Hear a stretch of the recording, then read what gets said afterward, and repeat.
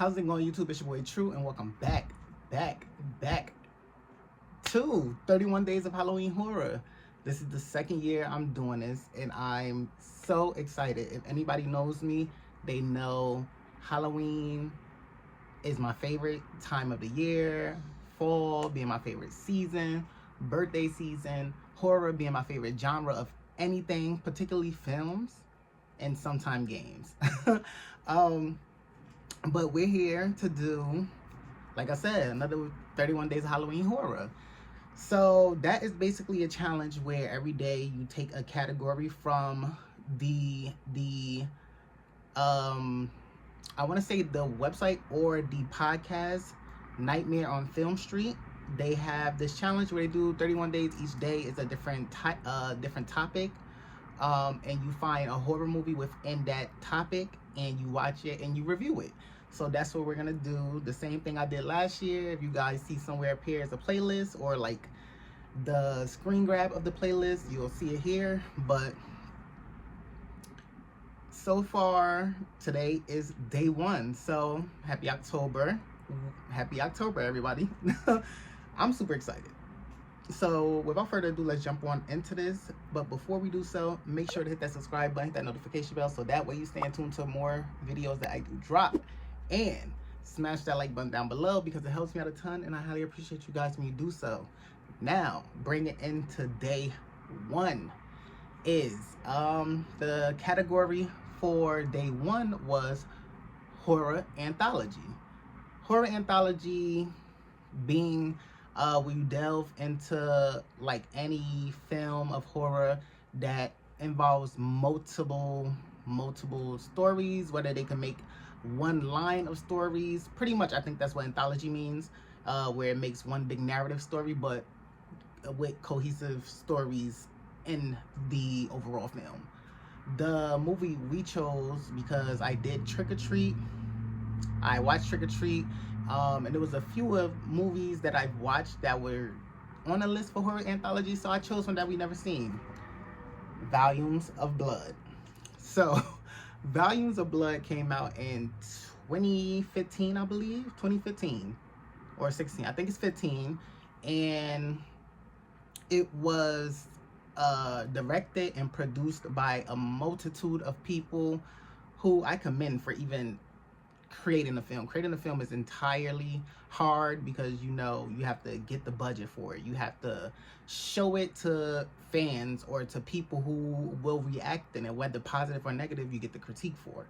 And it was distributed by Legless Corpse Films.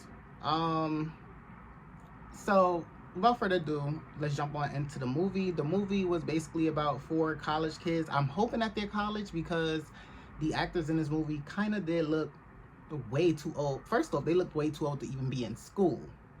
Okay? Like, they looked like they were in their maybe mid-30s, if I'm not mistaken. But everybody can look a certain age. There's no way to look at a certain age. But yeah, it was 4 college kids. They were telling stories in a library, trying to come up with a topic for their urban mythology or something like that class. And they were trying to come up with a topic, or just try to come up with stories pertaining to creating urban myths. So urban myths, if you don't know, I'm gonna put a description here, but pretty much urban myths are like Bloody Mary, saying things in the mirror 5 times, cutting off the lights, doing like superstition stuff. And I want to say the film ran about maybe an hour and a half. Mind you, I watched this with my sister. My sister is doing this with me just for her input. This movie got me and my sister to laugh more than to be scared the entire film.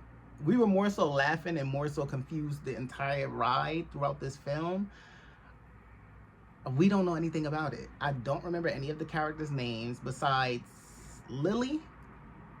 And Lily was the special effects actor within the movie. And she didn't even play a main part. She literally played the ending. So the stories that they were creating were subpar.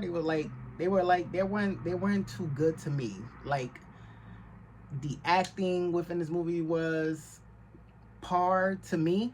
But the movies, the little stories that they were telling, the first two were like, boo, trash, basura. The second two, my opinion, I enjoyed it more than the first two. It made me actually want to focus on the film and pay attention to it.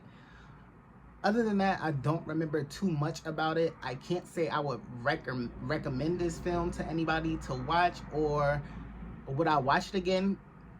9 times out of 10, probably not. Probably not, because the film was generally very confusing to me. The stories didn't make too much sense. One was about energy drink. I don't know how can an energy drink be a urban myth or urban legend per se. But I guess urban legends could be anything you can create. It doesn't have to just be ghosts. I guess that's the point they were trying to prove. But to me, I did not see much of that point, if I'm making any sense.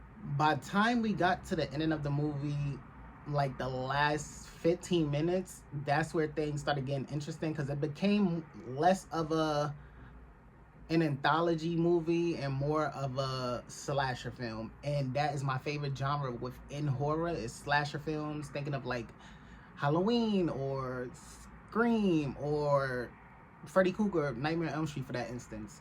I love films like that because I like a whodunit slasher film. Like, why did this person do it? What's their backstory? And I need to see some carnage throughout the entire film.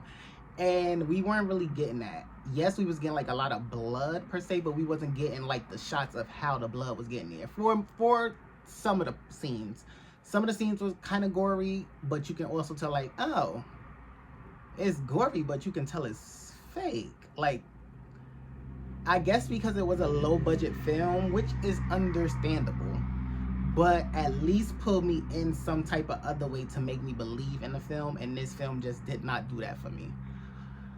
But yeah, overall, I rate this film 2 out of 10 stars. My sister gave it the same rating, if not less. She really did not enjoy this film, but I mean, there's a film for everybody. It just wasn't for us. The 2 out of 10 was basically for the last 2 films for me. I liked the last 2 films, but they should have been longer. But also, on the other hand, the whole movie in itself did not have to be an hour and a half. It could have been an easily hour film. They could have cut out a lot of the dialogue. The dialogue was kind of like cheesy. They were like making up little like smart remarks to each other where it was like, are y'all saying this off the whim? Like, was this in a script? But yeah, that was volumes of blood, you guys. Let me know how you feel about the film. If you have ever seen it, if you haven't, it is on Amazon Prime, Freevee, and I believe Tubi.